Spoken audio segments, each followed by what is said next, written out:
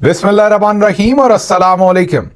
आज के इस व्लॉग में बहुत सारी अहम खबरें, जैसा कि इमरान खान और बुशरा बीबी की अडयाला जेल में मुलाकात, उसके साथ साथ आज कह रहे हैं कि इमरान खान साहब के मेडिकल टेस्ट भी लिए गए हैं, उस पर भी बात करेंगे। साथ ही साथ अमेरिका और इसराइल ने ईरान की असेंबली पर बम मार दिया, उस असेंबली पर जिसके 88 जो अराकीन हैं उन्होंने अगले सुप्रीम कमांडर का, सुप्रीम लीडर का इंतखाब करना था। साथ ही साथ इसहाक डार ने और DGISPR ने भी ईरान को ही धमकियां दे डाली हैं। फिर बात करेंगे कि क्या जो कुछ सदर ट्रंप के साथ ईरान में हो गया है और ओवरऑल पूरी दुनिया के बहुत सारे मुल्कों के साथ हो गया है, उसके बाद भी क्या आर्मी चीफ आसिम मुनीर बगराम में या अफगानिस्तान के अंदर सदर ट्रंप की जंग लड़ते रहेंगे। उसके साथ ही साथ UAE जो है वो 2 कदम पीछे हो गया है। पहली बार ऐलान किया कि अब के बाद हमारी जमीन जो है वो ईरान के खिलाफ इस्तेमाल नहीं होगी। ये सब कुछ क्या हो रहा है, और उसके साथ साथ आपको ये भी बताएंगे कि 20,000 का ड्रोन, जो 20 या $25,000 का ड्रोन है ईरानी, उसको गिराने के लिए $4 मिलियन का जो मिसाइल इस्तेमाल हो रहा है। वैसे मिसाइल कितने दिन के रह गए हैं, अमेरिका की अंदर की रिपोर्ट जो है वो सामने आ रही है। इसके अलावा भी और बहुत सारी खबरें हैं जो इस व्लॉग में शामिल करेंगे। बढ़ते हैं सबसे पहले अडयाला जेल की तरफ, जहां पर आज इमरान खान साहब की मुलाकात थी। दोबारा से उनकी बहनें बाहर रोजे की हालत में बैठी रहीं। एक तरफ तो इसराइल जो है वो जुल्म कर रहा है ईरान के अंदर, और दूसरी तरफ उन्हीं के इस वक्त के बहुत ही करीबी, आपको पता है, साथी मीन जो अमेरिका के प्रेसिडेंट ट्रंप के और बोर्ड ऑफ पीस के मेंबर जनाब शहबाज शरीफ और उनके साथ आसिम मुनीर, उनकी हुकूमत के अंदर इमरान खान की बहनें रमजान में रोजे की हालत में जेल के सामने बैठी रहीं, लेकिन इमरान खान की मुलाकात नहीं करवाई जा सकी जेल के अंदर एक बार फिर। और वजह आप सबको पता है कि आसिम मुनीर नहीं चाहते कि इमरान खान की मुलाकात हो। मुलाकात होगी तो जो मौजूदा सूरत हाल है उस पर भी इमरान खान बोलेंगे, उनका ट्वीट भी आएगा। वो अंदर से कौम को और पूरी उम्मत मुसलमान को अपना पैगाम जरूर देंगे कि मौजूदा सूरत हाल में वो क्या सोचते हैं। ये जो अमेरिका और इसराइल का हमला है ईरान के ऊपर, इसके ऊपर इमरान खान की क्या सोच है, वो क्या समझते हैं, और वो मुस्लिम उम्मा के लिए क्या पैगाम देंगे। ये पैगाम बाहर आएगा। और फिर अफगानिस्तान के अंदर जो खुद साख्ता जंग आसिम मुनीर और उनके साथियों ने शुरू कर रखी है, इसके ऊपर इमरान खान क्या सोचते हैं और क्या बोलते हैं, इसका डर है, जिसकी वजह से आज फिर मुलाकात नहीं होने दी गई। साथ साथ ये भी इत्तलात आ रही हैं, पहले आ रही थी इत्तला कि बुशरा बीबी की मुलाकात होने दी गई, उनकी फैमिली को अंदर ले जाया गया जेल के। फिर ये इंफॉर्मेशन आई कि शायद अंदर लेकर गए, लेकिन उनकी मुलाकात नहीं हुई। इस बारे में अभी तक कुछ हतमी पता नहीं है। साथ ही साथ आज सरकारी डॉक्टर्स भी अडयाला जेल पहुंचे, ये मीडिया की रिपोर्ट्स थी, और कहा गया कि आज इमरान खान के फिर मेडिकल टेस्ट लिए जाएंगे। अभी से आपको बता देते हैं, ये सब झूठे टेस्ट हैं, झूठी रिपोर्ट्स हैं, झूठे तरीके से बनाई जा रही हैं। जब खानदान और इमरान खान उन पर किसी किस्म का इत्मीनान नहीं रख रहे और कह रहे हैं कि इमरान खान के जाती मुआलिजीन और इंडिपेंडेंट हॉस्पिटल से, शिफा इंटरनेशनल वगैरह से उनके टेस्ट हों, तो फिर इनको बार बार भेजकर बार बार सब अच्छा की रिपोर्ट्स देने का फायदा क्या। अभी से बता देते हैं, कल या परसों उनकी रिपोर्ट आएगी और वो कहेंगे सब अच्छा है, इमरान खान बिल्कुल जेल के अंदर ठीक है। उनको अब सुइयों के आगे भी घड़ी के अंदर कुछ नजर आना शुरू हो गया है। पिछली बार तो याद कीजिए, ना सिर्फ जो मिलिट्री टाउट्स हैं उनकी तरफ से ये बयान दिलवाया गया था, बल्कि हमारी लीडरशिप से भी ये कहलवा दिया गया था कि इमरान खान को घड़ी भी नजर आ रही है, उसके अंदर सुइयां भी नजर आ रही हैं। तो अब मेरा ख्याल है कि सुइयों के पीछे भी शायद कह दें कि इमरान खान को नजर आ रहा है, तो ऐसी ही रिपोर्ट्स आएंगी। तो ये जुल्म जो है ये जारी है। अगली खबर जो आपके सामने रखनी है, वो आज इसहाक डार साहब ने पढ़ते लेते ही ईरान को ही धमकियां दे डाली। जरा उनकी स्टेटमेंट सुनिए, फिर आपको बताएंगे कि DGISPR ने भी कल यही हरकत की थी। जो उनके कल सिक्योरिटी जराए के नाम से जो बयानात चलते रहे, वो DGISPR की एक तो अल जजीरा के साथ उनका इंटरव्यू था, और उसके साथ साथ सहाफ़ियों के साथ उनकी जो मुलाकातें थी, उसके अंदर से वो सब कुछ निकला था। तो इसहाक डार साहब ने कहा कि अब तफसीलात सामने आ चुकी हैं। अमरीकी जो अड्डे, फौजी अड्डे हैं, उन पर ईरान ने कहा कि हम हमले कर रहे हैं। ये सो कॉल्ड लफ्ज इस्तेमाल किया, सो कॉल्ड अमरीकी फौजी अड्डे नहीं, बल्कि ईरान एयरपोर्ट्स के ऊपर भी हमले कर रहा है। इसहाक डार वो जुबान इस्तेमाल कर रहे हैं ईरान के बारे में धमकी अमेज, जो ईरान के इस वक्त दुश्मन इस्तेमाल कर रहे हैं।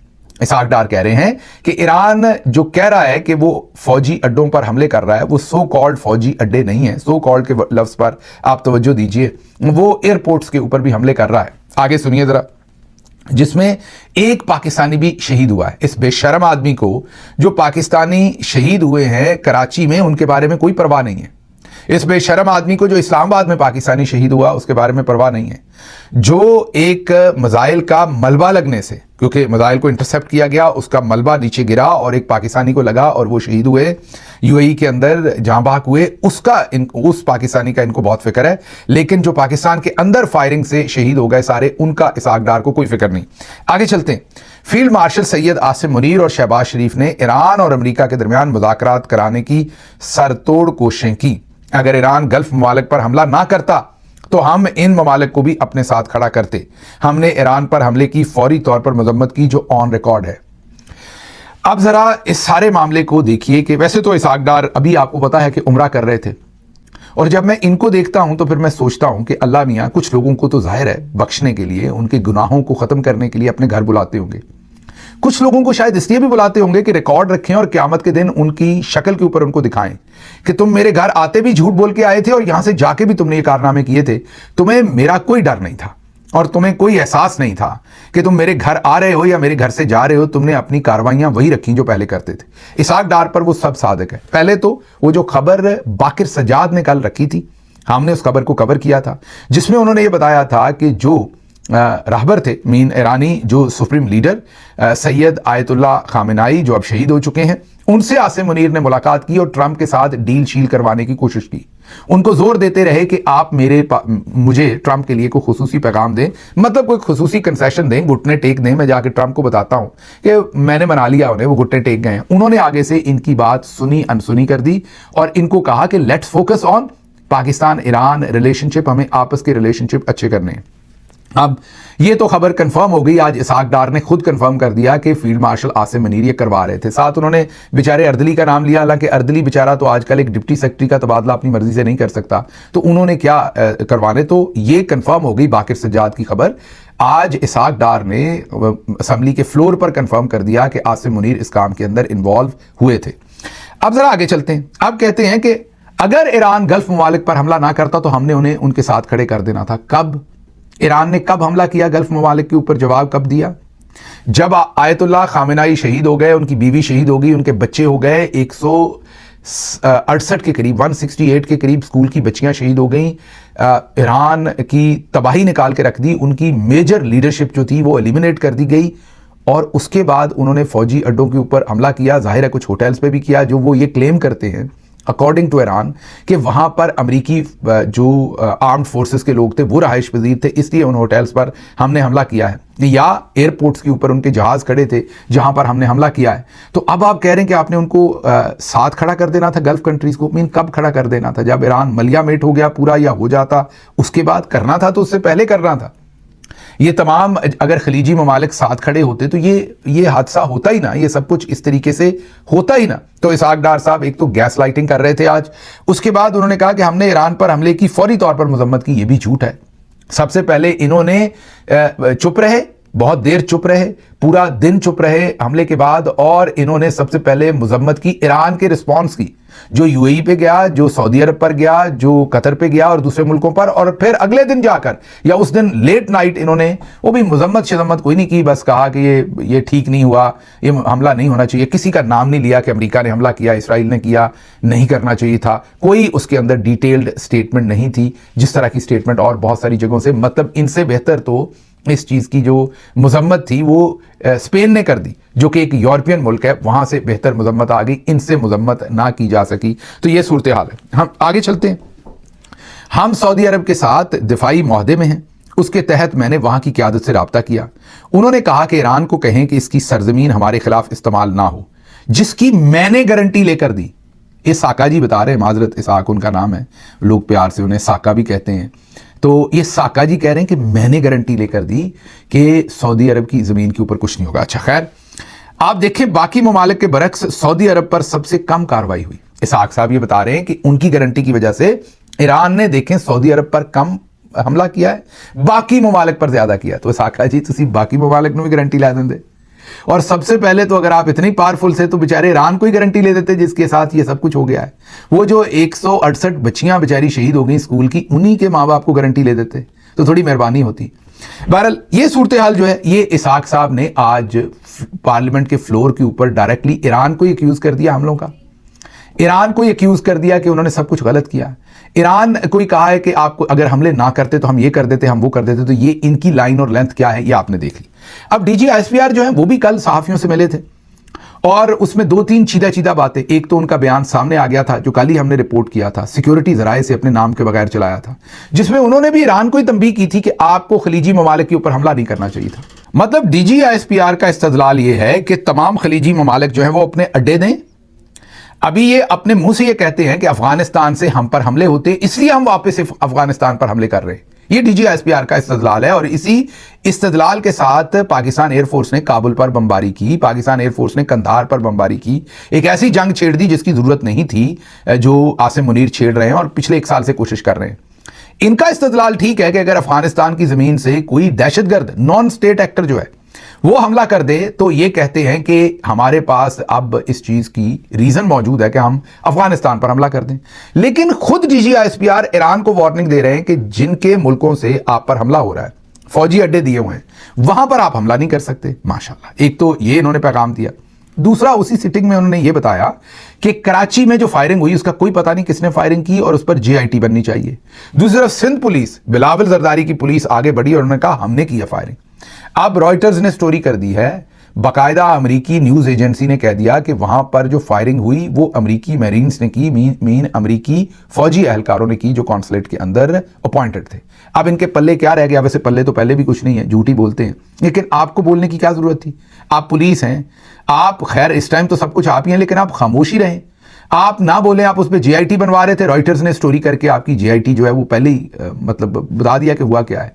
वो कह रहे हैं कि हमने फायरिंग की थी और ये कह रहे हैं कि नहीं, कभी सिंध पुलिस कहती है और कभी डीजी आईएसपीआर जो है वो उसके ऊपर पर्दे डालते हैं। तो ये सूरत हाल हुई।